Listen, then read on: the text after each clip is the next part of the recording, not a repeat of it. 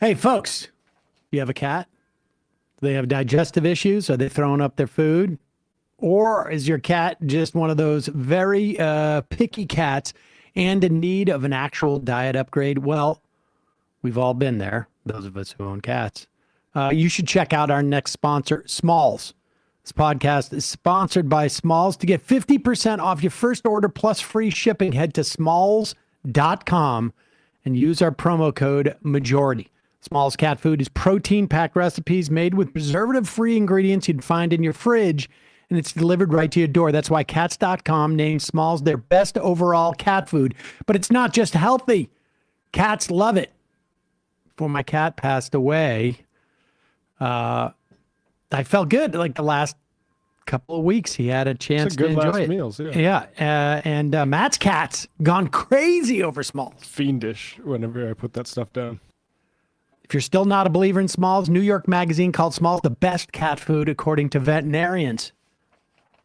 BuzzFeed said my cats went completely ballistic for this stuff. Smalls also has a bunch of amazing treats and snacks you can add to your order. After switching to Smalls, 88% of cat owners reported overall health improvements, and that, of course, is a big deal. If you have a particularly picky cat, Smalls has a sampler, so your cat can try everything Smalls has to offer. Tell them about that squirt stuff. Oh yeah, you refrigerate this stuff. It comes in like actually yogurt in this type of form factor, but you squeeze it on the dry food, and it's like a little broth that makes it way more appetizing to cats. They love it. And the team at Smalls is so confident your cat's going to love their product, you can try it for risk-free. That means they'll refund you if your cat won't eat their food.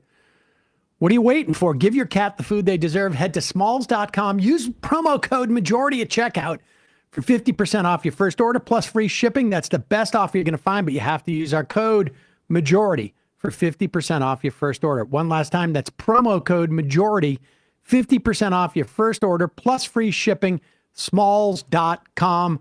Link in the podcast and YouTube description. Now, time for the program. The Majority Report with Sam Seder. The destiny of America is always safer in the hands of the people and in the conference rooms of any elite. Sam Seder. They are unanimous in their hate for me, and I welcome their hatred. We must guard against the acquisition of unwarranted influence, whether sought or unsought, by the military-industrial complex. The Majority Report with Sam Seder. And I get the feeling you've been cheated.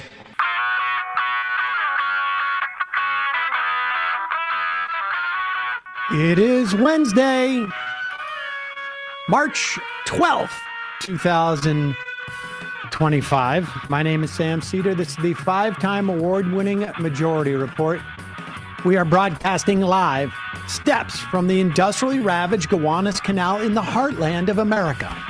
On the program today, Tariq Habash, former senior official at the Department of Education under President Biden, founder and director of the organization A New Policy.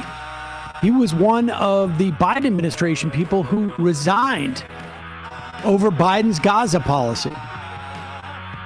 Then we'll be talking to MarkAlain Dery, Dr. MarkAlain Dery, infectious disease specialist, founder of community radio station WHIV-FM in New Orleans, creator of the new NoiseFilter podcast about the various diseases that we have to worry about now that apparently our Health and Human Services Secretary believes that you can take care of all of it with tallow fried potatoes. Also on the program today, Europe retaliates to Trump's metal tariffs, and Trump hits a new low in polls on handling of the economy. New low all time for him. Meanwhile, House passes a fake, clean, continuing resolution now to the Senate, where those senators that you have called and will call today if you have not called must vote for cloture, vote against cloture. Though it looks like the Democrats are about to cave. Trump and Musk slashing the Department of Education, putting student debt and student debt relief into total disarray. Trump buys a Tesla and Musk gives him a $100 million rebate. Meanwhile, the Trump administration is trying to transfer Mahmoud Khalil's case to Louisiana, where he's been disappeared to. Ukraine announces support for a 30-day ceasefire as U.S. resumes aid. Russia yet to respond. New Hampshire Senator Jeanne Shaheen to retire. And in the wake of Mayor Adams' New York City Mayor Adams' quid pro quo deal, the Department of Justice is going to slash its public corruption unit. NOAA to cut another 1,000 employees, and the EPA to close all environmental justice offices and terminate $20 billion in greening grants. All this and more on today's Majority Report. Welcome to the program, ladies and gentlemen. It is Wednesday, hump day. I don't know. Every day feels like it's, even Friday doesn't feel like hump day anymore. Emma is out today. She'll be back tomorrow. We've got a lot of things to get to, not including our guests. I want to talk to our guests both about a new policy, which is that organization that he started with Josh Paul, who was the State Department official who resigned over the Biden administration's Israel and Gaza policy, but also what's going on at the Education Department. A lot of things to cover today. In the meantime, the House yesterday passed its continuing resolution. It's being somewhat reported as if it's a clean budget continuing resolution. It is not. Continuing resolution would just mean that the budget as it exists today would carry through, and this is a 6-month extension. Now, the other thing is that currently those budgets are not being met in terms of the appropriation because the White House is interfering with the deliverance of that money. But on top of that, this bill would cut non-defense spending by $13 billion for the rest of the fiscal year. This is the way it's being reported. But we are 6 months into the fiscal year. So that means $26 billion worth of annualized cuts to non-defense spending. And $6 billion increase to defense spending for the remainder of this fiscal year, which is a $12 billion annualized increase in defense budget. So it heads to the Senate. Here is, and everybody in the Senate's being quiet about it. Here is a clip of Manu Raju talking to at least House members about this continuing resolution. Now, understand, it's easier for the Democrats to vote against this because they have no real influence on the outcome by voting against it. Jared Golden was the only one who, Democrat from Maine, who voted for the continuing resolution. Massey from Kentucky, the only one who voted against it. Donald Trump, incidentally, wants him eliminated because you cannot have anybody who shows that they can continue to exist if they defy him in the Republican Party. And I'm not being facetious about that. I think that's why he's so obsessed with Massey, because Massey shows that you can actually vote against Trump. Here is Manu Raju talking to Pramila Jayapal and AOC in the interim between that House vote and the Senate vote. They should refuse to allow this bill to pass in the Senate. If they don't? I think there's going to be huge backlash from across the country, and I think all of them will have to deal with the consequences of that. The Republicans have the White House, the Senate, and the House. If they want to do this, and if they want to screw over the American people, they can do this with their votes and their party. I do not believe that Democrats should participate. And the idea that that we're hearing from Senate Democrats now, and nobody's coming out explicitly saying it because they're all too cowardly about it. But the idea that we can't have a government shutdown, we are experiencing a government shutdown right now. When the government, when they do not fund the government, and they don't have a budget, there are some things that still operate. Essential items. So it's really ultimately a matter of degree. It's a much bigger deal to have a government shutdown. But Republicans control the House, they control the Senate. If the Senate got out in front of this and started messaging this, that we cannot sit by and watch the White House just willy-nilly cut stuff. $20 billion in legislation that was passed by and signed and exists. It's law. Spend that $20 billion on these grants. And the EPA head, Lee Zeldin, just cut it. Just got rid of all the environmental justice offices that have been around since 2013. They're cutting half of the education department. That's just today. On top of which, they've cut $1 billion in food purchases by local schools. Play this clip. This is Trump AG Secretary and Project 2025 author, Brooke Rollins. There's another thing here, right up your alley. USDA cancels $1 billion in local food purchasing for schools and food banks. How do you justify that? Well, listen, I think it's really important. And of course, the left is doing what the left does. These were COVID era programs. These were additional funds. And then under Biden, more and more and more and more money. So just yesterday, we're canceling more contracts on food justice for trans people in New York and San Francisco. Obviously, that's different than the food programs in the schools, but it is. Oh, pause it. Wait a second. Now I'm confused. The reason why we're trying to attack trans people is to protect the kids in the schools. Isn't that, I mean, have I got this right? Now we've got to take food out of their mouths. We've got to attack the trans people to protect the kids.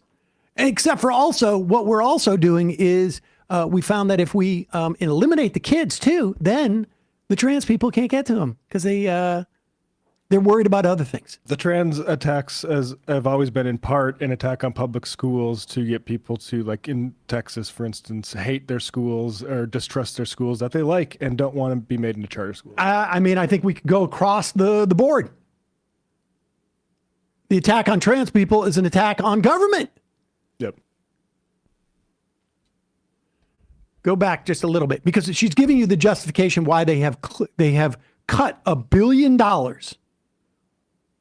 from programs where schools purchase food locally. In other words, not from some necessarily massive private contractor. Funds, and then under Biden, more and more and more and more money. So just yesterday, we're canceling more contracts on food justice for trans people in New York and San Francisco. Obviously, that's different than the food programs in the schools, but it is really important. We spend billions and billions and billions of dollars on nutrition programs for lower income and socioeconomically disadvantaged kids. But the Biden administration used that to often push money out, taxpayer dollars out, that is not reaching its intended target. So that new program that came in the last few years, again, trying to spend more and more money, we're pulling that back. As we have always said, if we are making mistakes, we will own those mistakes and we will reconfigure. But right now, from what we are viewing, that program was non-essential. that it was a new program and that it was an effort by the left to continue spending taxpayer dollars that were not necessary. I don't know how long she spoke there for. Was that like about 90 seconds?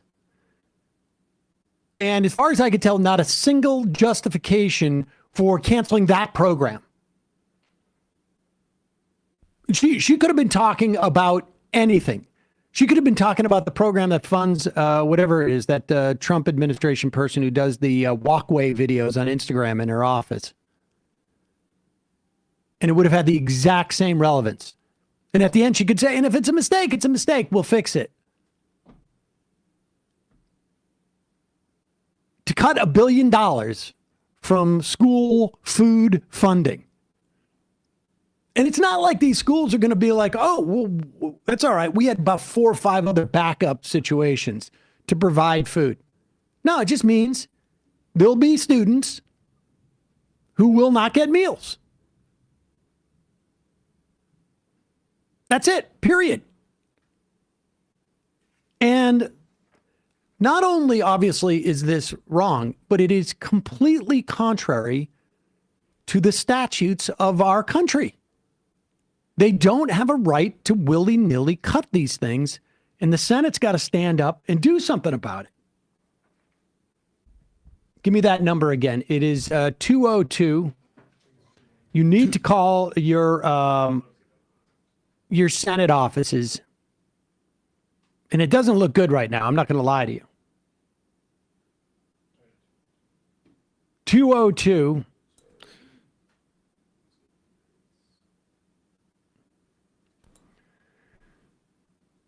224-3121. 202-224-3121. Call your Senate offices right now and tell them no on the continuing resolution. You're watching them. You can see what they're doing. They need to fight. Because if they don't do this and they allow Musk to continue to cut willy-nilly, incidentally, he's also announced that he's coming for Social Security. They have no leverage to stop him. None.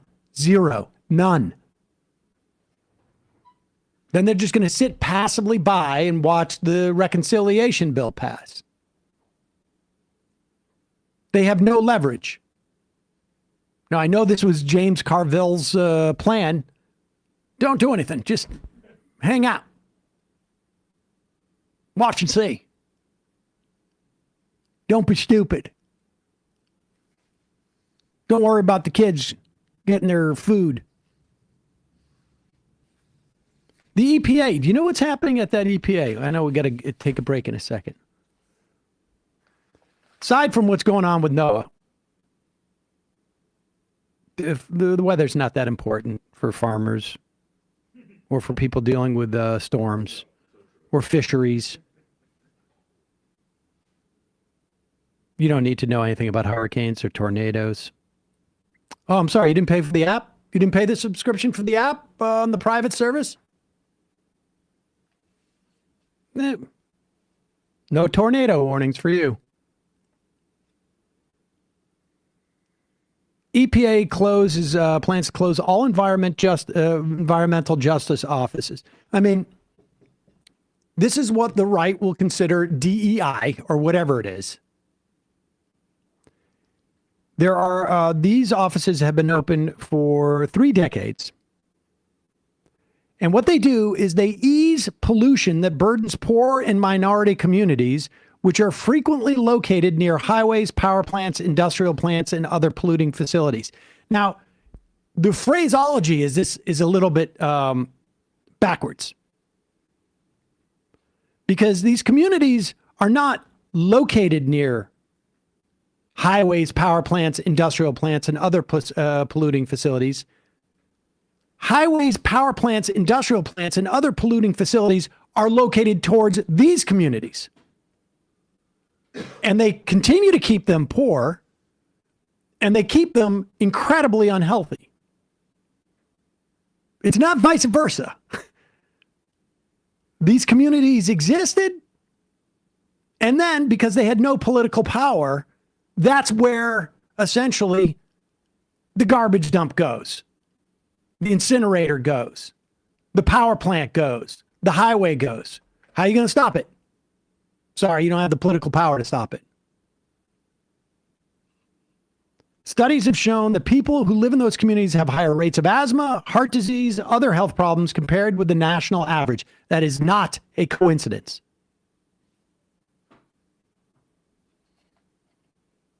Zeldin said this is discrimination. Last month, he put 170 or so of these people who work in that division on leave, and now they'll probably lose their job as they, as the EPA basically cuts all this stuff. The EPA and Justice Department dropped a lawsuit last week against a petrochemical plant that the Biden administration had launched, argued that the plant increased the cancer risk in a predominantly black community in Louisiana. Well, it'd be discriminatory to pursue that lawsuit because we don't have a lawsuit like that against that petrochemical plant for white people who get cancer because that plant wasn't located near a white community. Also, last night, Zeldin terminated $20 billion in climate change grants that had been issued by the Biden administration under the Inflation Reduction Act. They're being sued. Climate United Fund received a $7 billion grant of the program and has taken the agency to court to access that money. The EPA said the termination, this according to Politico, was based on substantial concerns about the structure of the Biden administration's greenhouse gas reduction fund, which was statutorily authorized in 2002 under the IRA. EPA can cancel contracts under specific legally defined examples of waste, fraud, and abuse by grantees, but this is going to be shocking. The only thing they found was substantial concerns. That's how specific it got.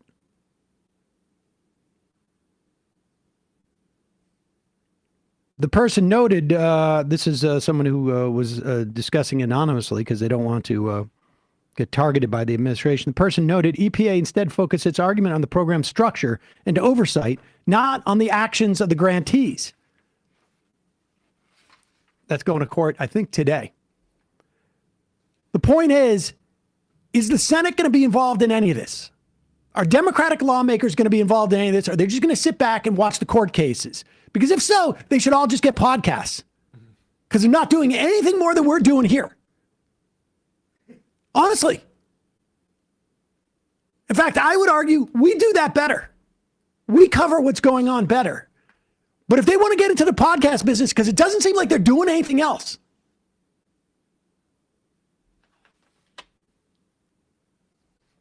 Call your Senate office, 202-224-3121. 202-224-3121. All right.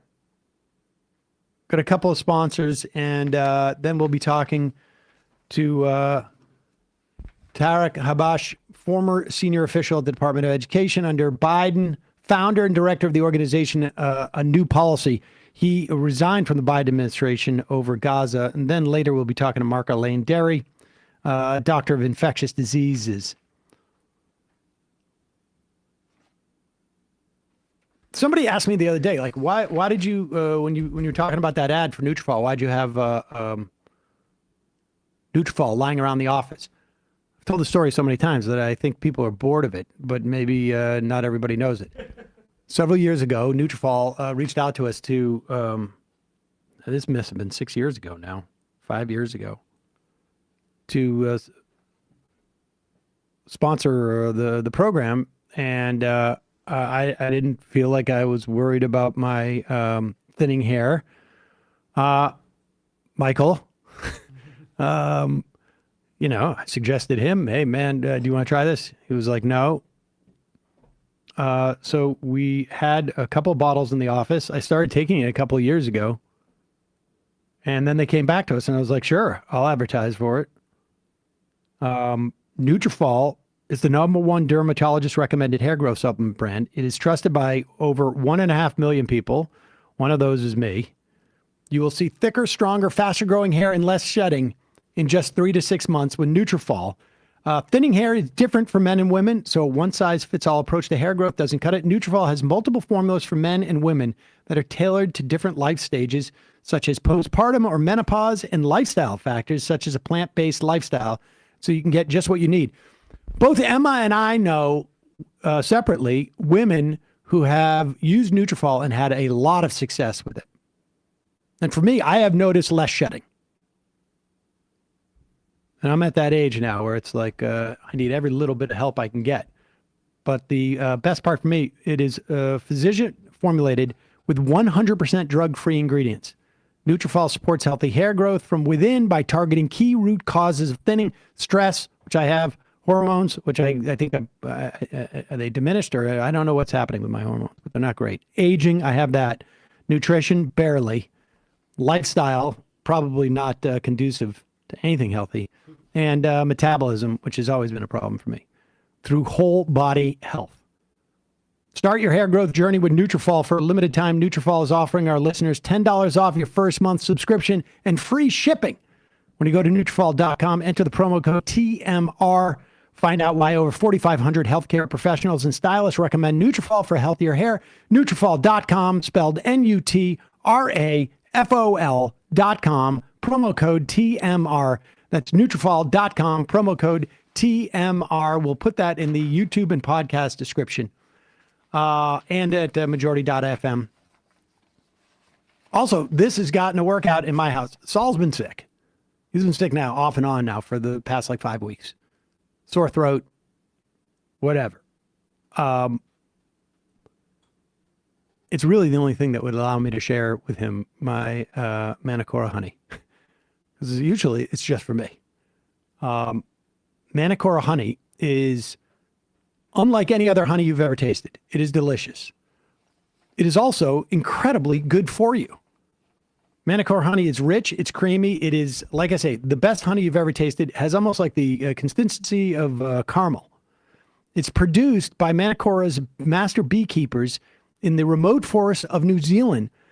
Manuka honey is different than other types of honey.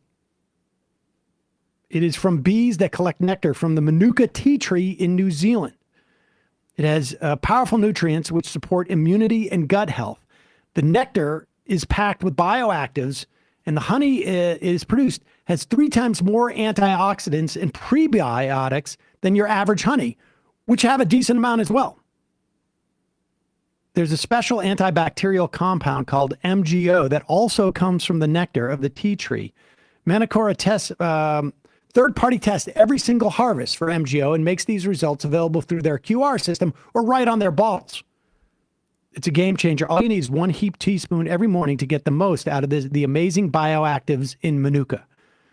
And of course, it's great for tea. It's great to put on in your yogurt. It's great to be used in any other way. And it's perfectly healthy for you to take more, eat more of it. I will cop to having a spoonful probably most evenings, particularly when I have my kid with me, just because I feel like I deserve it. Thanks to Manuka for supporting the Majority Report. Now it's easier than ever to try Manuka honey. Head to manukara.com/majority. Get $25 off the starter kit, which comes with an MGO 850 plus Manuka honey jar, 5 honey travel sticks, which incidentally are great for kids' lunches, a wooden spoon, and a guidebook.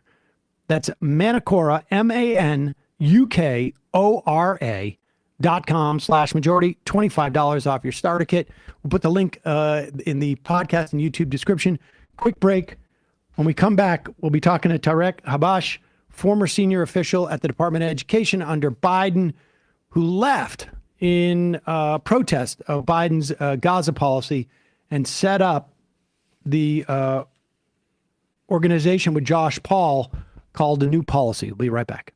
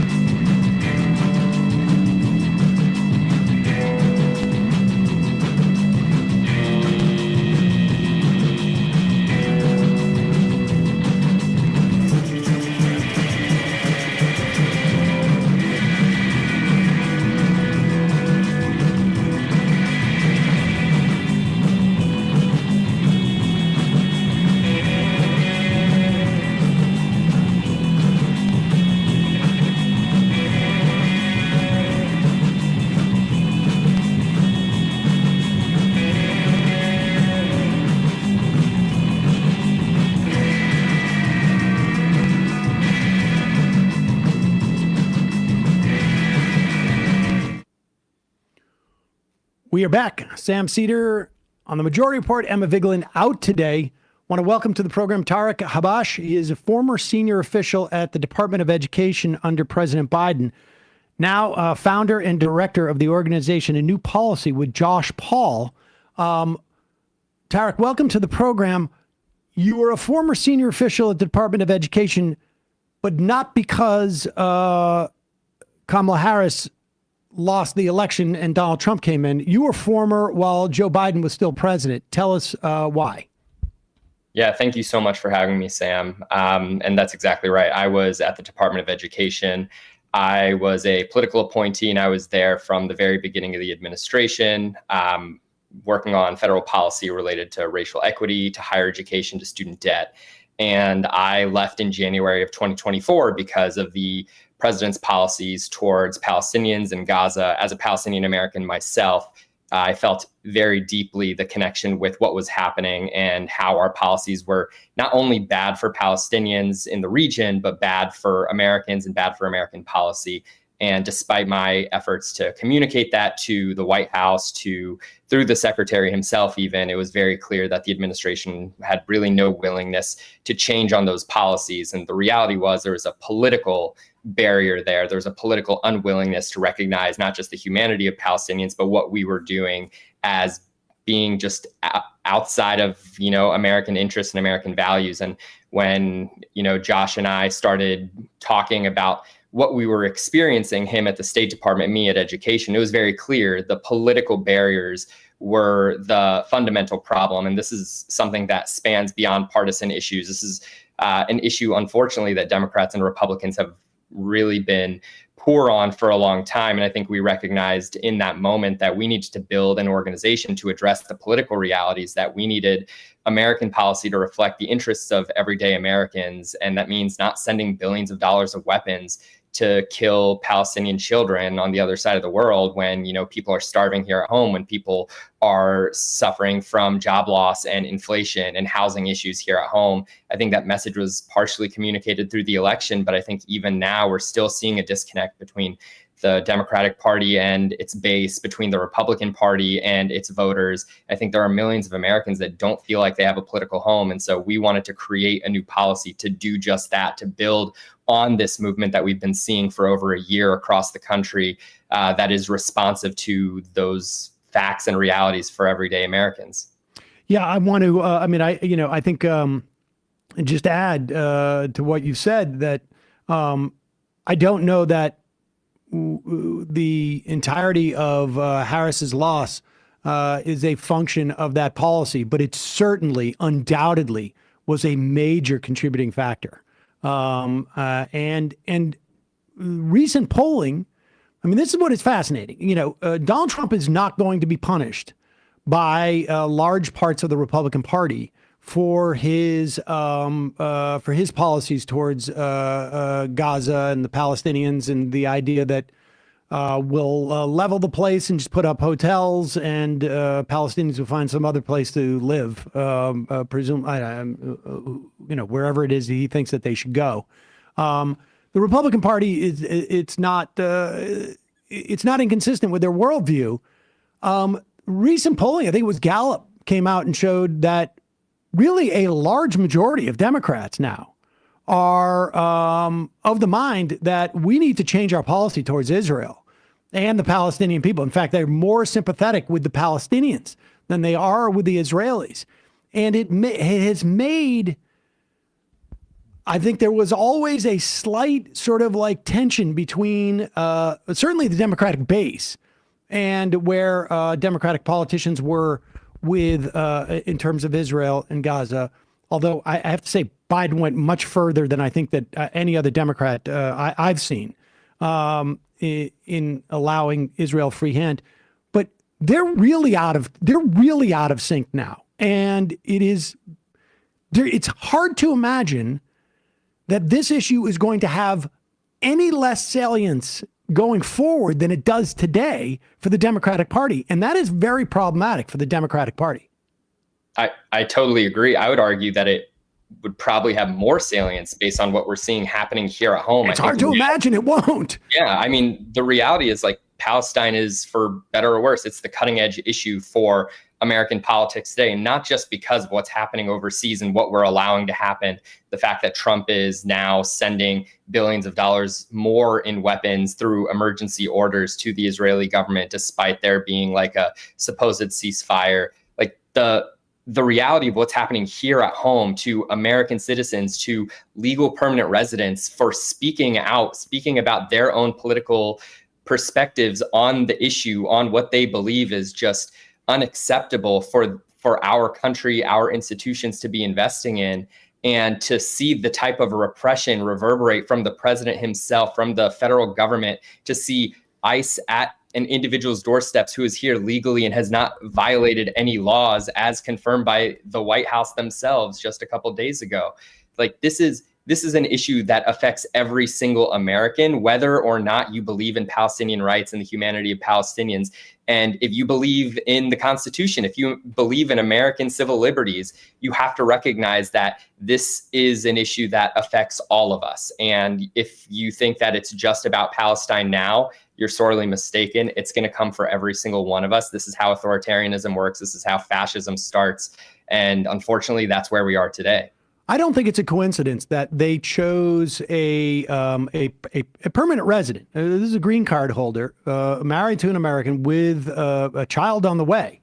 I mean, if there was almost any other profile other than this guy was promoting a free Palestine, it would be a much more cut and dry case in terms of like where the Democratic Party lines up on this, where the media lines up on this. I mean, this was in my estimation, a deliberate move by the Trump administration to find the sort of wedge issue within the context of where Democrats writ large are, their leadership is, and the media is.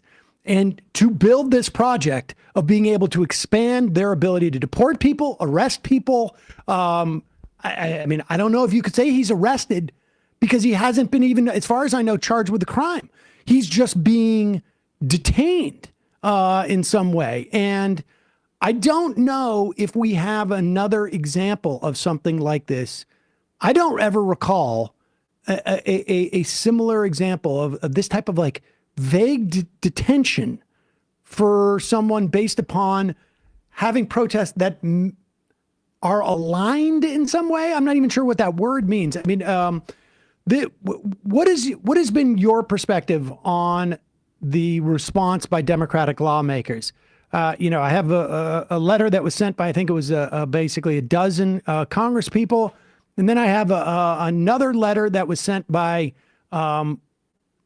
AOC, Democratic lawmakers in New York State. But then you have other ones where Hakeem Jeffries and Chuck Schumer spend about 45 minutes of a letter basically saying, defending Israel.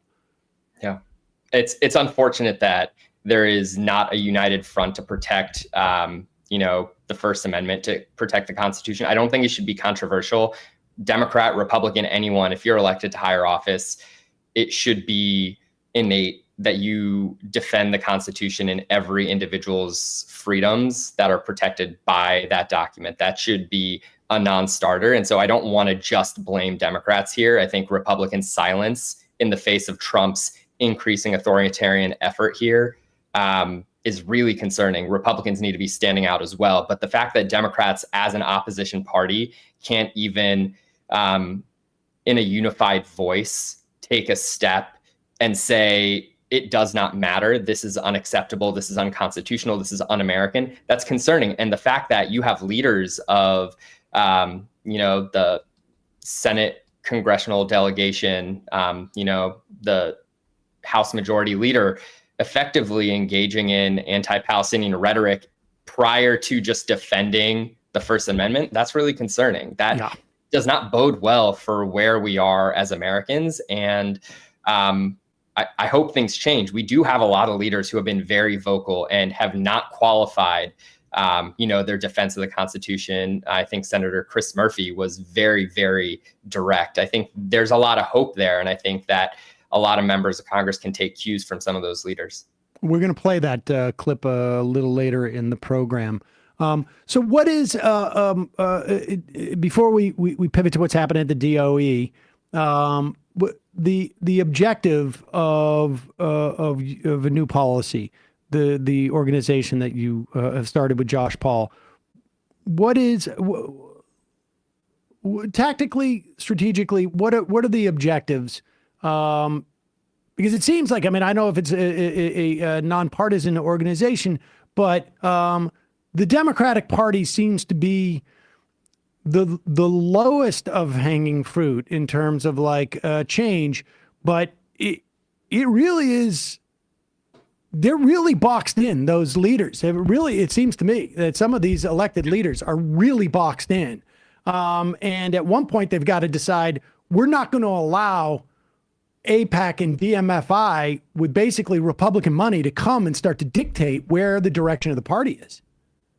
Yeah, absolutely. And I think that, frankly, the DNC has a responsibility to prevent that type of money from entering their primaries, because that is largely where the biggest impact has been in recent elections. And we've seen Democrats get primaried from the right, from a exclusively pro-Israel stance, and often minority Democrats, Democrats who are Black, who are getting primaried because of their position on human rights for Palestinians.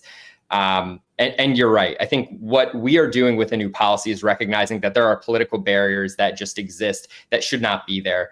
We need American politicians to work for the American people. And the reality is that our current policies of unconditional support to the Israeli government as it commits war crimes, as it withholds humanitarian aid, as it cuts off electricity, that's not good for people in the region, of course, but it's bad for American global standing. It's bad for American national security in the near and long term. And it's bad for Americans here at home who are watching billions of dollars go to another country's military instead of getting invested here at home as we're suffering because of rising costs due to inflation, because of corporate greed.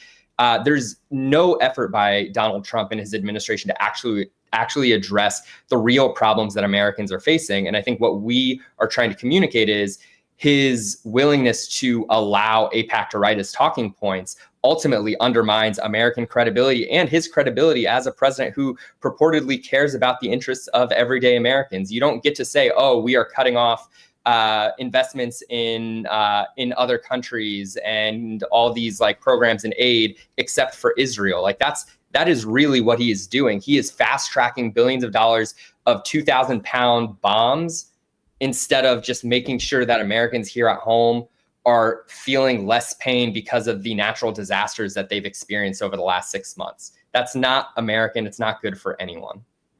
All right. I want to turn to the other non-American thing, one of the other that you have insight to that the president is doing that is not helpful, to say the least, to Americans. And that is, it was announced overnight, essentially, that the DOE was about to lose about half of its staff. This is coming after Republicans shut down the SAVE program. Will you just walk us through the different types of, or a couple of the loan forgiveness programs that were shut down and what this is going to mean? My understanding is the Trump administration is saying we don't want to be in the business of providing loans, of really doing anything regarding loans. So they're going to privatize the loan business. It's all going to be private loans. And also the administration of the existing loans, which, just like, as I say that, I know it's going to be an incredible crap show. But will you just walk us through what that means too for people? Because there's also for the public service loan forgiveness program, where they've deemed if you're doing the kind of public service we don't like, all of a sudden, all bets are off.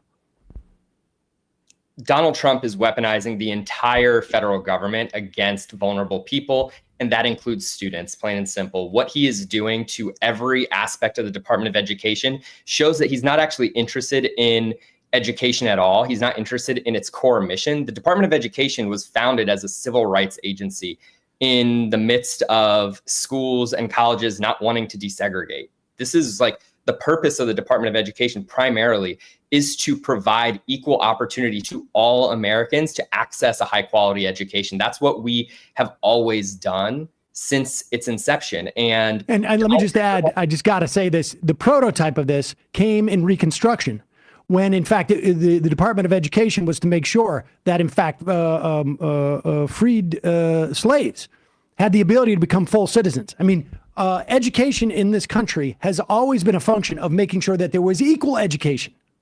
That's exactly right. Education is a human right. It's in the UN doctrine as well. But the reality is what Donald Trump is doing, he doesn't care about the core functions of the Department of Education. He wants to turn the Department of Education into a propaganda machine to be able to spew whatever political ideologies that he wants, and anything else is really antithetical to that. And so when it comes to increasing access to education at the K-12 level, higher education, any of those types of programs, that's really like not part of his vision for what it looks like. And if you can hand it off to the private sector, great, let's do that. This is an idea that Republicans have always touted. But if you look back to the Great Recession, we actually had a lot of private lenders in the education finance market. We had what was known as a guaranteed student loan program, where the government guaranteed private loans. So the idea that like this is somehow new, it's actually not. And it cost a lot more money before. We were able to make historic investments in the Pell Grant program because we switched from a privately guaranteed loan program to a federally financed, federally originated loan program. So this goes back decades already, but we also are in a situation where we are seeing drastically rising costs in education. We have been seeing this for years and years. And so going back to the Bush years, we started to see, and even the Reagan years, we started to see repayment programs that allowed people to pay their loans back based on what income that they made, so that you didn't have student loan payments that were so exorbitant that you couldn't afford to also pay your mortgage or to buy food for your kids or to pay for medicine if you got sick. And these income-based, income-driven repayment programs became more generous as the years went on because costs started rising. College became less and less affordable. We were making less actual investments in education, and schools were relying more on this debt finance model. And so long as the government allowed people to repay a portion of their income instead of here is a set balance, you have to pay this no matter what, it was a little bit more fungible. And the SAVE program was designed to make sure that people's student loans not only were affordable, but that your balance did not grow exorbitantly. And this is something that we had seen in recent years, is that borrowers would be making payments for years and years and years, but because of loan mismanagement and frankly, because of high interest rates, no one was ever seeing progress on the payments that they were weren't making. paying down their principal. They just kept paying interest over like 10, 20, 30 years. So what we did at the Department of Education under the Biden administration was actually say, okay, if you have unpaid interest and you can't pay it all off, instead of it capitalizing into the principal, we're just going to pay it off for you, because you are obviously suffering some financial hardship, and it's not fair to you if you're doing everything you're supposed to do to have to take on that extra burden. So let's just make it a little bit easier for Americans that are like forced essentially just to be able to get a career to take on this massive level of debt. And Republicans said, no, we don't like that. We don't want you to actually help vulnerable borrowers. We don't want to make higher education more affordable. We want this to be as difficult as possible. And when it comes to public service loan forgiveness, this is one of the most important programs that was actually created by George W. Bush, by the way, passed with bipartisan support in Congress. It's been around since 2007. And the program is essentially designed for people who work in the public sector, people who work for the government at the local level, at the state level, at the federal level, people who work for colleges and universities, people who work in nonprofit spaces where pay just does not match the private sector. This is teachers and nurses and social workers and firefighters who are eligible for this program. And the Trump administration said, you know what? We're going to change the rules. We're not going to allow everyone to be eligible. If you work on specific issues that we don't like, so Palestinian rights types of organizations that work on immigration rights issues, people who work on gender equity issues and trans rights issues, we don't want those organizations to be eligible for public service loan forgiveness. And that's really dangerous, because that is a clear shot across the bow by the Trump administration to say, we get to decide who benefits financially from these federal programs that were created by Congress for anyone working in public service. And the way that the rules are designed, it is agnostic to whatever policies or politics that you have. If you are serving the public good, if you're helping vulnerable people, if you're getting underpaid because the type of organization that you work for is not profit making and profit seeking, there should be some sort of benefit to you as someone working for public's benefit. And that's what this program was supposed to do. So if you work for 10 years in that space, the rest of your loans, as long as you've been paying for 10 years, they get canceled, they get forgiven, they're wiped away, and you can work and you can survive without that debt looming over your head. And Donald Trump said, no, we want to weaponize this in a way that people will not want to fight for trans rights and will not want to fight for immigrant rights and Palestinian rights. And that's really, again, I hate to say it, it's un-American. A lot of the things that Donald Trump is doing right now are not good for Americans. And I would add that the plans that they're floating now, your interest rate and your accessibility to loans will be a function of what kind of course load you take. So they are going to steer people into a specific chosen fields that will supposedly have, actuarially speaking, a higher return on investment, which of course then makes it tougher to get loans to become a teacher, to become a social worker, to do all the things that are already underpaid and undervalued in our society significantly, that are meant to further and better society as opposed to putting dollars in your pocket. And it's going to discourage people from going in there. We're going to end up having all sorts of problems down the road because you're making it that much harder for people to go in and do essentially broadly public service in many ways. Let me ask you this question. I got a couple more. From your perspective, could the Biden administration have done something differently in terms of forgiving student debt during the years you were there? Yes. I do think that we could have approached it in a much different way. We could have leaned into the fact that this was always going to be politicized, and we could have said, this is automatic. The secretary clearly has the authority. I think we made that legal determination fairly early on. We just wanted to know how to do it to make it most equitable and to make sure that, people who didn't really need relief didn't have to get it. But like, if you take out student loans, it's not because like, oh, I want to take out student loans. It's because you have to. And so I feel like on a baseline, it shouldn't matter if your income was a certain level. If you have it, we should provide relief, especially given the impact that COVID actually had on millions of Americans, their job security, their just entire lives were, So you're saying that like early on, they should have just gone in, done it, get it over with. Done it, automate it, and don't create an application because the apologize afterwards. Exactly. Ask for forgiveness, make it a lot harder. And then if Republicans sue and win, it's like, okay, we tried to do this. We made a promise. We kept our promise. Republicans stopped it.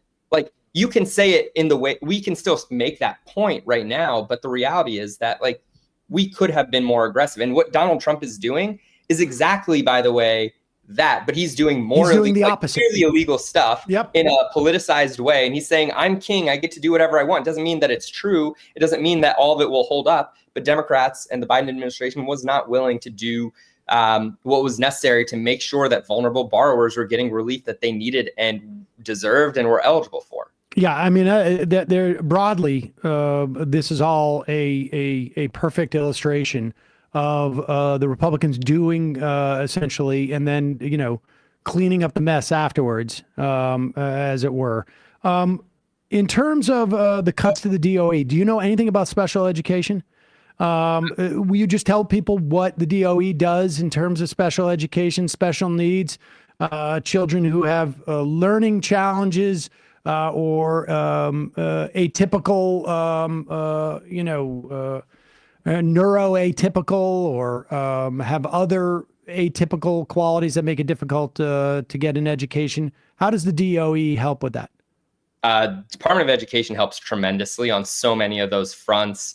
There are numerous laws on the books created by Congress that essentially authorize the Department of Education not only to provide a substantial amount of resources to schools at the K-12 level and higher education to make sure that they are equally serving students with developmental and intellectual disabilities, particularly because public schools cannot turn away students in the way that private schools often do, but also to make sure that they're complying with those laws, to make sure that everyone is actually not only using those resources appropriately, but making sure that they are equally serving those students, that the students are getting what they need. There are a lot of different offices that collaborate on this work, that oversee these grants. A lot of them have been gutted. One of them works specifically on rehabilitative services and grants for people, both for individuals who are in the workforce and needing additional support for workforce training, and also for students who just need additional support in the educational process. There's also a lot of this work that overlaps with the Office for Civil Rights, which has been decimated just in the last 24 hours. There's so many important factors that the Department of Education does to ensure equal opportunities for all students. And I know Linda McMahon, before she was confirmed by the Senate, was asked about these programs very clearly and very specifically, IDEA being one, a lot of the rehabilitative services programs, civil rights. And she said, we are not going to do anything outside of the authority that Congress has given us. I would argue that these reductions in force make it impossible for the Department of Education to effectively do its job, and frankly undermine the integrity of the entire agency and undermine Congress's authorization of the agency. When it seems that the things that the DOE did, the impact of them not doing these are going to be felt more significantly in red states than in blue states, right? Because the DOE had to come in and make sure that states that were hostile to public education, hostile to providing services for all their citizens, were actually providing these services. And so in states that were more inclined to do this in the first place, ostensibly if there is a frankly more progressive, liberal, left, whatever you want to call blue states, is that an accurate assessment? Absolutely. I would say not only that, but this is just part of the Trump administration's entire whole of government weaponization to ensure that states, districts, schools across the country, no matter where they are, comply with the political directives of the Trump administration, whether it's on diversity and equity, whether it's about messaging, whether it's about cracking down on student speech. It doesn't matter what the issue is. They are weaponizing all of government to ensure that Americans feel some level of fealty to this president. And it's really dangerous. It's really, really dangerous for what it means for students who are vulnerable. It's dangerous for what it means for rural communities that already are under-resourced and need more support. It's dangerous for students in urban areas where the Department of Education has already been politically weaponized through their propaganda and their press releases. They're coming after Americans everywhere. And we all have an obligation to stand up and push back, to fight back. And what we're seeing on college campuses in particular, the fact that we've seen Columbia essentially adhere to every single requirement of the Trump administration to say, yes, sir, jump. Okay, we'll jump. You want us to shut down this speech? We'll do that. You want cops on our campus? We'll do that. They are preemptively agreeing to everything that Republicans, that Virginia Fox, Elise Stefanik, now Donald Trump. That's exactly what academics say you don't do with an authoritarian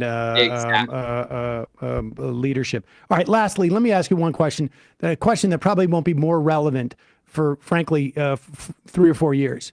But how does, you said you're a political appointee to the DOE, which means that you came in as part of the new administration.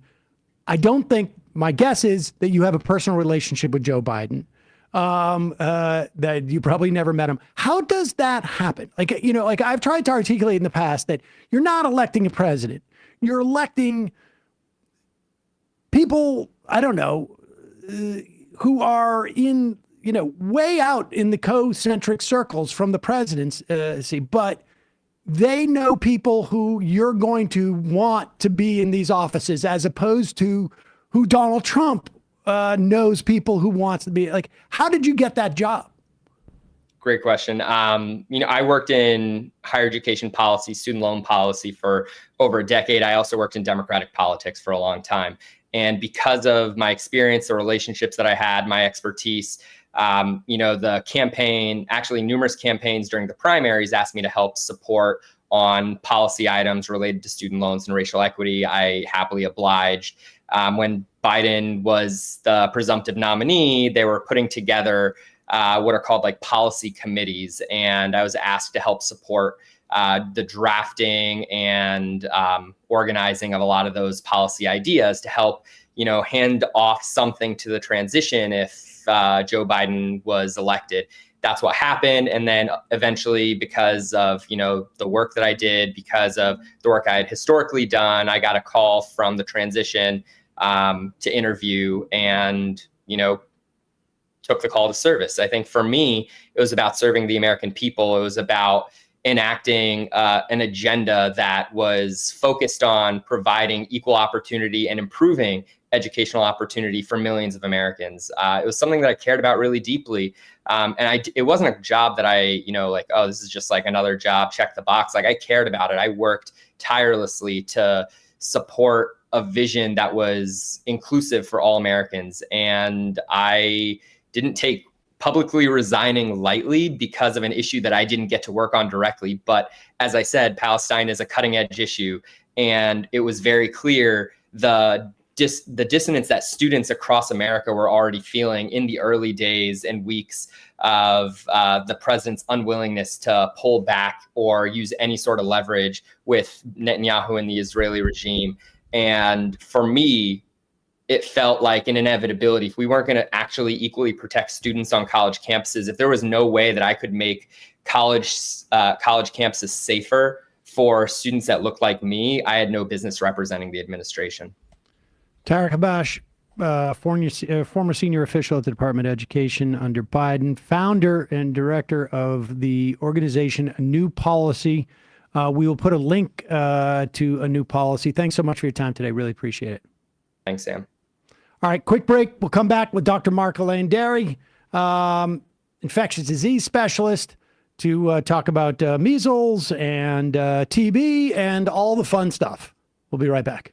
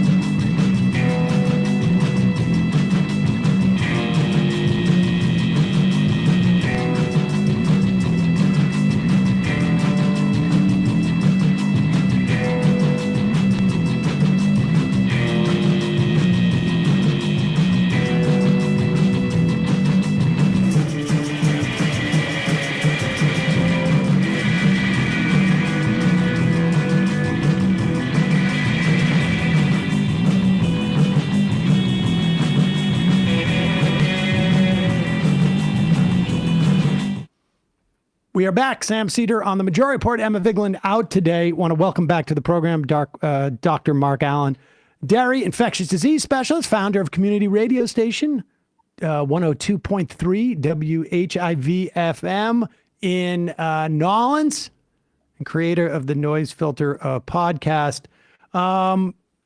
Doctor, we spoke to you a lot during COVID. And I have mixed feelings about talking to you again because of that. But going forward, we may have occasion to talk about these things, particularly based upon one of my former coworkers in radio, Robert Kennedy, who is now in charge of our public health apparatus in this country. Broadly speaking, give us an overview of your concerns regarding Kennedy in that position. Oof, that may take the rest of the show, really, quite frankly. I mean, let's just say the first meeting in which he appeared at that cabinet meeting, the one where they were all around and Musk was there. And when the reporters asked the president about the measles outbreak, the president kind of deferred to Secretary Kennedy. And right off the bat, the first thing that he said is that there were 2 deaths. And let's just be clear, there's been 1 death from measles. How do you get that wrong? Do you know what I'm saying? Like, how do you it's off by one person. It's off by one person. Or 50%, whichever way you want to look at it. Yeah. So, so that was right off the bat. There was a lot of us in the medical world. There was just a big, long eye roll and a sigh. The second thing that I think that he did that's also very concerning as well, amongst the many things, but the things that if I pull it all together, was that he canceled the annual meetings of the ACIP, this is the American Committee, I think, for Immunization Practices. These are the folks that meet in March every year. These are very transparent. These are public scientists, not government scientists. And even if it was, we love our government scientists, but these are public scientists that meet every year to advise the government and pharmaceuticals as to what is going to go into the annual influenza vaccine that would happen in October. That meeting was canceled, and a second meeting was also canceled. Now, that doesn't mean that we're not going to get an influenza vaccine. We're probably going to lean on the WHO's recommendations to get that. But it's funny that we would leave the WHO, and then now we're still using WHO information. So it's things like that that are very concerning. Of course, muting the NIH and canceling a number of contracts and their ability to speak to the public, and the same thing for the CDC, and then pulling out of the WHO. Those are like the big things that I see being very problematic. And then I guess the last thing I would say is his, recently he penned an op-ed. I think it was maybe for Fox News. I can't remember who he did an op-ed for, in which, finally he said, yes, vaccines are good for the measles, what have you. This is the number one prevention. Of course it is. But then he goes off on these tangents of cod liver oil or vitamin A and these things that kind of take us back to the RFK that we knew he would possibly be.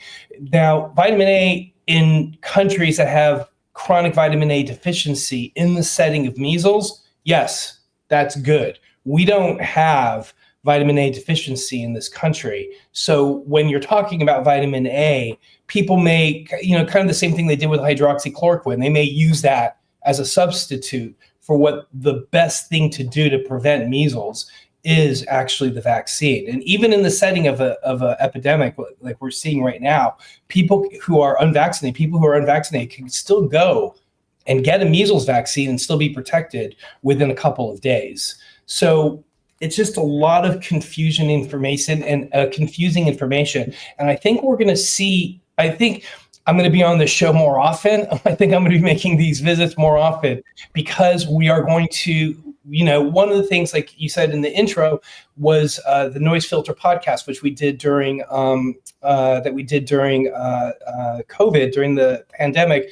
We're having to resume that podcast, that radio program, because the CDC and the NIH have been muted, and there needs to be voices that are out there that can kind of help explain what's going on, at least from the infectious diseases perspective. So you're a practicing doctor, but you also are involved in public health in the context of is it Access Health Louisiana? Access Health Louisiana, which is, if I remember, the biggest Medicaid provider in Louisiana.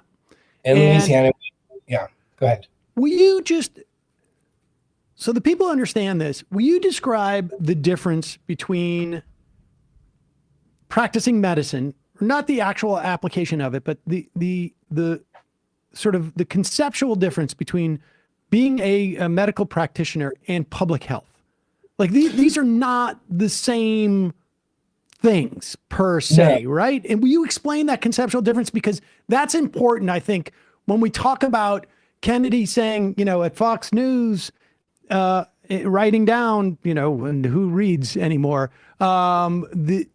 get a measles vaccine, and then sort of going out and giving interviews saying, well, cod liver oil, which has a lot of vitamin A and, whatever it is, that in addition to the fact that one is preventative care and one is sort of trying to mitigate the impact of getting a disease.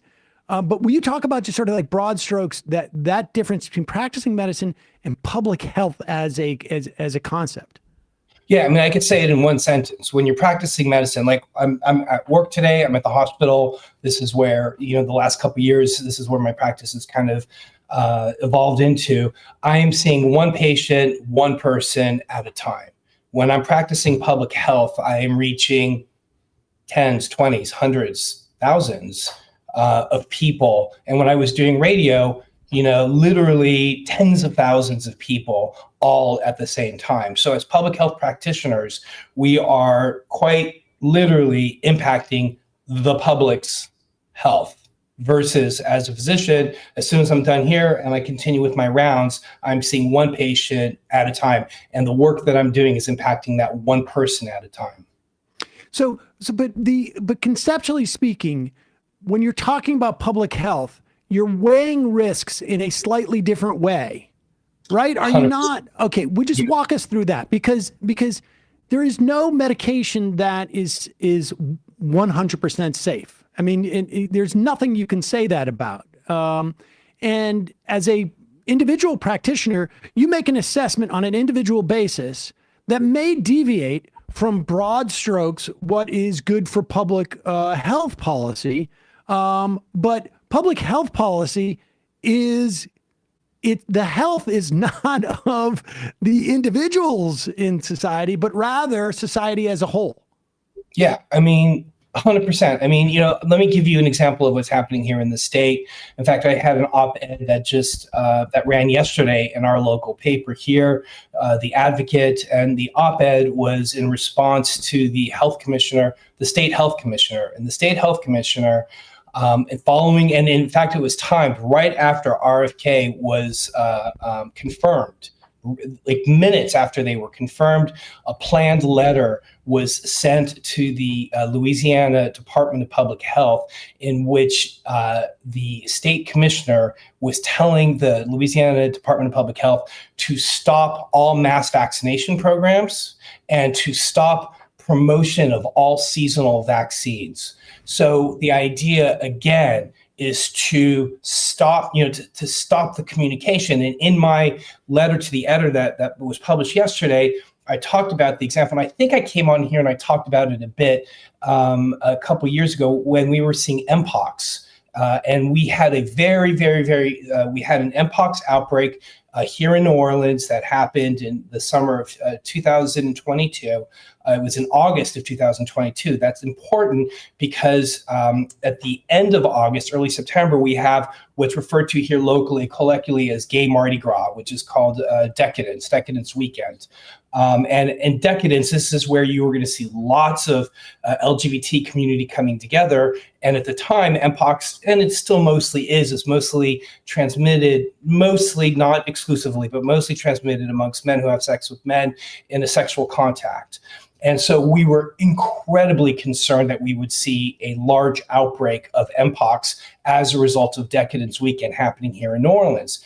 And so what happened was that the state health department, the New Orleans health department, and the CDC came together and did mass vaccination programs in which they vaccinated a large portion of the LGBT community here in New Orleans. I was actually exposed. I actually was part of that vaccination. I got vaccinated myself because of an exposure as a result of a patient, of seeing a patient, and I was not in PPE. I was not expecting to see the mpox. But the point that I'm making, a larger point that I'm making goes back to what you're asking, Sam, which is without that ability to have done that, we would have definitively seen a larger outbreak of mpox that would have happened here in New Orleans in that summer of 2022 because of that getting together of people's, like I said, in decadence. So what we do in public health, like you said, there's no one fixes all. It has to be slightly tailored depending on the communities that you're working with or what have you. And what we saw with these mass vaccination programs that we're not doing in New Orleans or in Louisiana anymore. So I don't know what would happen if there was a measles. We're on the other side of Texas. So what happens? And my big concern was that we just got through Mardi Gras. In fact, this time last week, we were just recovering from Mardi Gras because it was last Tuesday. And I was advising people who were not vaccinated for measles to not come to Mardi Gras and to not be at parades for fear that we would see outbreaks of measles. And we're still kind of waiting. Right now, we're at the end of the window. So, hopefully we got out of it unscathed. But the larger point is that public health is incredibly important. We're seeing it being muted all over the country, including here in the state of Louisiana. And without the public health practitioners being able to do what they do, I really, really foresee that we're going to see problems moving down the line. And one more thing real quickly. In Houston, there's going to be a very large rodeo in the next couple days, and it lasts for, I think it's a week, and it brings in lots of people from Texas. And the concern is what happens now when you have people from the western part of Texas that are going to come to this rodeo who may have asymptomatic measles, or they may have an early, and they don't realize that they are, they're still asymptomatic, that could potentially also cause an outbreak to happen. And as public health practitioners, these are the things that we're constantly looking for, kind of trying to see where these things are so that we can get in there and mitigate it, prevent these things from happening. All right, let's talk about what the things that keep you awake are. I remember one of our early conversations about COVID-19, and I said, what is your biggest concern? And I think you said COVID-22, 2022. Which ended up being, I think we called it Omicron at the time, or a different variation, which was highly problematic because we had developed a vaccination and a vaccine for the wild type of COVID-19, and then it mutated several times, and it was very hard to get in front of that. I want to ask you about long COVID, but let's first, what are the things that are on your radar right now as somebody who works in public health? So I think the two things, obviously measles, measles, yes, but just far, far, far and away is bird flu. Far, far, far and away is bird flu. And then the second thing is this hantavirus that surfaced in New Mexico. And let's start with that because that'll be quick to get through. The reason why that worries me is, let me take a step back. Hantavirus is the one where you are in a fairly enclosed space that may have a lot of rodent feces. Yeah, is that right? I'll explain Hanta, because I actually diagnosed 2 cases of hantavirus when I was on the Navajo reservation when I was doing my public health payback for medical school. So let me just quickly remind everybody that in 2014, 2015, I went to West Africa. I responded to the Ebola outbreak with the WHO, World Health Organization, hired me to go and work as as basically a clinical epidemiologist on the ground in Freetown, Sierra Leone. The reason why I mention that is that prior to that outbreak, it was not known that Ebola was in West Africa. It was only, we thought it was confined to East Africa and Central Africa. But when you look at the reservoirs, the fruit bats that carry Ebola, their entire flight path starts kind of in southern Africa. It goes up around East and Central Africa, and it ends in West Africa. So there's no reason to believe that it was never in West Africa until we started seeing deaths. Now, the reason why we never knew it was in West Africa is because when people die in West Africa, a large number of those countries, especially in Sierra Leone, Guinea, and Liberia, don't have electricity. So people are buried. The traditions are people are buried very, very rapidly. And they didn't have the PCR technology to diagnose Ebola. But we now know that, yes, a major outbreak had happened. We just had never really seen it or thought about it. So now let's take that and think about it from a Hunta perspective now in New Mexico. So what is hantavirus? It's another one of these so-called viral hemorrhagic fevers. This virus affects the heart and the lungs. We first were aware of it on the Navajo reservation in 1992. That was the first time we really had seen hantavirus. I don't know if you remember, I remember I was in public health school. So for me, it was very exciting to kind of see this whole thing unfold and how it was diagnosed. The first two cases were a couple who were together. They were very athletic. They were marathon runners, and they died very, very quickly. And that brought the CDC out. And that virus ended up being called sin nombre, which means without a name, because they initially wanted to call it the Four Corners virus, because that's on the Navajo. The Navajo people were like, there's no way you're doing that. They called it sin nombre. So what is the concern here? So when I was on the reservation in 2005, in January of 2005, in fact, this has a climate change element to it, because usually you see it in spring or the summer. And what we saw in January, early January, I diagnosed a case in a 15-year-old young lady. It still gives me and my colleague, and we talk about her regularly, chills to even think about it. She was very, very healthy. She came to us in distress, and unfortunately, she passed away. And that was on the way to the pediatric hospital in Phoenix. We were in Page, Arizona at the time, the Navajo Nation. And so there was an outbreak that happened. There was 6 cases. So I diagnosed the first case, and I diagnosed the last case.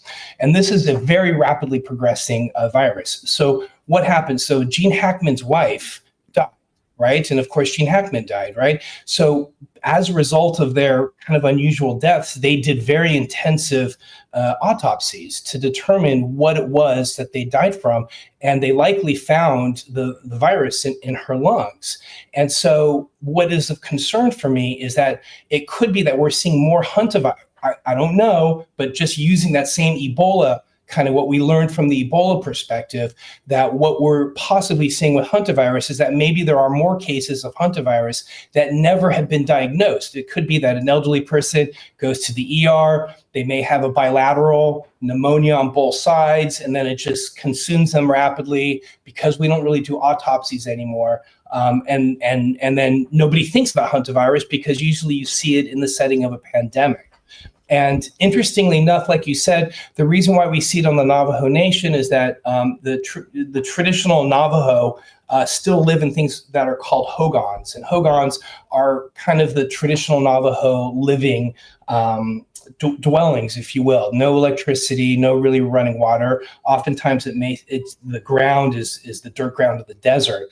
And these deer rodents that carry this virus, when you and I have a flight or fight response, like our pupils dilate, our GI tract shuts down, and we run, right? But these rodents, their flight or flight response is immediately to evacuate their bowels and to empty their bladder. And the virus is carried through the stool and the urine. So later when it dries and when people are going through and sweeping or what have you, this aerosolizes the virus. And this is how can it be person to no person-to-person transmission. No person-to-person transmission. No person-to-person. Okay. So that keeps me up. That really scared me. But the real big one is bird flu. And I'll tell you another story that's happened fairly recently here in Louisiana. So there's only been 3 hospitalizations of bird. Let's take a huge step back. So we've seen bird flu go through, and I think one of the last shows I may have started talking to you about bird flu because, again, we're doing this and I'm like, bird flu may be a thing that's coming. What we saw was a lot of the chickens were culled during COVID. And in fact, I think I remember talking about it here. And that was why in 2022, we saw a rapid increase in the price of eggs, was because there were a lot of chickens that were culled. As a result of the culling, chicken prices or egg prices went up like we're seeing right now. So those chickens were killed. But then of course it's still circulating in the wild. So then the birds were able to transmit to large mammals. So we started seeing in large mammals, ultimately to bovine. And I just checked this morning, I think there's almost 800 different herds of dairy farms around the country that are now are infected with this bird flu. And so right now it's mostly limited to bird flu. And I read a really interesting study in which there was a bunch of, the CDC went to a veterinarian conference and people just voluntarily gave blood. And they found that 3 out of the, I think 15 or 20 people that that gave blood had antibodies for bird flu. So we are seeing some asymptomatic transmission to humans. So these veterinarians didn't know that they had bird flu, but they had been interacting with these cows. So if I understand, the danger here is that either through, let's say, non-pasteurized milk, where the bird flu is not been killed, or through people working with poultry in some fashion, or conceivably in the wild, but less likely because you're not in direct, you rarely are in direct contact with wild birds as, just an average person, but that the bird flu transmits to someone who has an existing human flu, and that this creates a mutation, and that's like sort of the real concern. Like bird flu in and of itself is not human to human transferable and is not hugely lethal. I guess both in terms of like an R value, which is how it transmits, but also in terms of the severity of it. But that if it mutates with an existing flu, then it could be off to the races. Right. So let me kind of let's kind of unpack that. So yes, we're not interacting with birds that have bird flu unless they're dead. So that's the concern. So it's people who are interacting with dead birds. So who are that? They're hunters. So if you're hunting and you find, put on PPE before you, and so, but the case that I'm driving to is the case that happened in Louisiana. So we don't know the details. The CDC has not released it. The state of Louisiana has not released any details about the person who got it. All we know is in southwestern Louisiana.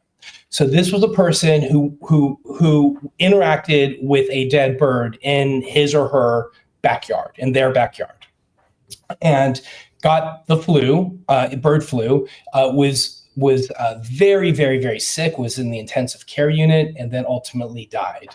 Now, interestingly enough, the CDC was at the bedside, and they were drawing samples, and while this person was still alive, and what they were doing is they were culturing the virus. They were able to culture the virus, and they were able to understand its genetics. And what they saw was that the virus was mutating while it was in the host, and it was mutating. The genes were lining up. They were arranging themselves in a way that it was making it more likely for human-to-human transfer. Now, it didn't happen, but what they documented was that the genes were lining up and positioning themselves in a way that there could be human-to-human transfer. But the scenario you're talking about is truly the thing that keeps me up at night. And that is these workers that work with the cows. They can't wear PPE because they have these, first of all, they have these huge fans that are going on. There's feathers. There's all This of is this before pasteurization, right? Yes, before pasteurization, while they're working with the cow. So if one of these folks are subject to the bird flu, and they happen to be co-infected with a human flu, the idea is if you have two of these different flus in one cell inside your nares, your nostrils, inside there, if two influenza viruses are next to one another, they're going to mate. They're going to have viral sex. And the thing that we're concerned about is what happens if the bird flu part gets the human-to-human transferred genetic portion. That's called recombination. That sex that they have is called recombination. So those genes recombine so that you end up with one flu that's bird flu in nature, but has the element of human-to-human transfer. That's the concern, and that's the thing that keeps me up at night. Some good news on that end is first let me also say that the bird flu as it stands now, there's been about 800 cases around the world. We've been following this for several decades now. It has a 50% mortality rate. Okay, and it's mostly healthcare workers who are dying because they're the ones that are interacting directly with the patients. But if that, and we've talked about this a number of times here on the show, if the bird flu does end up popping off, if it ends up evolving into an epidemic, there's no way it's going to have a 50% mortality rate, because you can't be a virus that's highly transmittable and also highly have a high mortality rate. That's just in nature. It just doesn't exist. Right. You burn out your kindling too quickly, essentially. Right. So you're going to be one or you're going to be the other, right? So you either have high mortality rate like Ebola or hantavirus, but you have low transmission rates. Or the flip side, you have high infectious, right, like measles, but you don't kill your host, right? You want to be able to transfer. I think bird flu is going to be a little bit, I think it'll still have some mortality rate. It's definitely not going to be COVID or flu, but I'm completely speculating at this point. But the good news is right now, we could vaccinate 20% of the country, like right now. We could vaccinate 20% of the country, and prior to the current administration, I could say that they were preparing for mRNA vaccines. And this is another thing that keeps me up at night, is I don't know what happened. With the adversity to vaccines that the current administration has, I don't know. And then also, what happens if we want to leave the country and we are not, it could be that other countries now are going to start looking at us, frankly, potential carriers. Yeah, exactly. Yep. So, then the last thing I'll say about this too, Sam, is that the rest of the world is looking at us, and they're writing articles about, hey, America, chop chop. Like, we see what's happening. The nice thing about public health, it's not hard. You can predict these things. Mpox is here a month ahead of decadence. We know if we vaccinate now, we're not going to see an outbreak come decadence. These are not difficult things. And what we are seeing right now, and our lack of action, is very problematic, because we are inching closer and closer to a potential bird flu pandemic. I am concerned about that. Well, I hope we don't have to talk about that again. But I fear that we might. Dr. MarkAlain Dery, we'll put a link to your relaunch of NoiseFilter as a way. People, we don't have the same public health apparatus that we did, frankly, 3 months ago. And so projects like yours, hugely important. Thank you again. Really appreciate it. Thank you. All right, folks, we got to take a break, head into the fun half. Sorry. Just a reminder, it is your... I have a couple of corrections to make. One is that it's concentric. Circles, for a long time, I said concentric. Then I said concentric.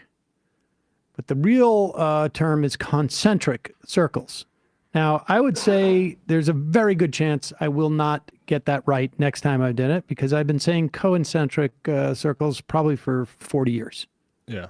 So I literally sort of internalized it as a normal word, and of course it's not. I mean, it's not. Also, I have been informed that to say Nolans in the way that I did is to invite being mugged in New Orleans. Yeah, they don't like that. So those are the two things that I stand corrected. We will issue the correction. We will comb the transcriptions and correct that. That's the AI bot that I want. One that immediately changes my pronunciation errors in real time. They already have it where it can take out the ums. In real time? Not yet. Maybe that's the next one. That's the one I want to see. Thank you for reminding me that's a problem. Folks, your support makes this possible. You can become a member at jointhemajorityreport.com. When you do, you not only get the free show free of commercials, you can IM us for the fun half. And also, I don't know, I was trying to work in some joke. Just go onto Twitter and search Sam Seder Jew. It's really amazing. You get Sam's POV for the last few days. It's really, really amazing.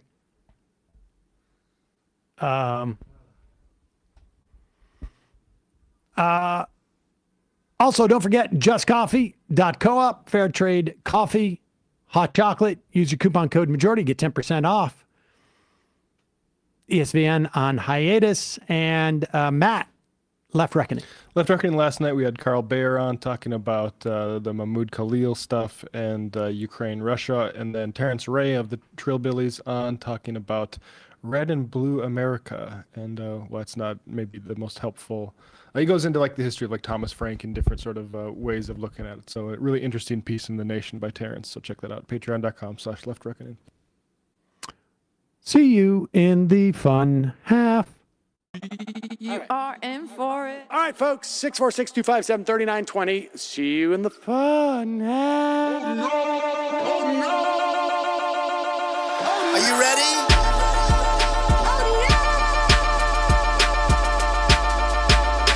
Who sent us this? Alpha males are back. Boy is back. And the alpha males are back.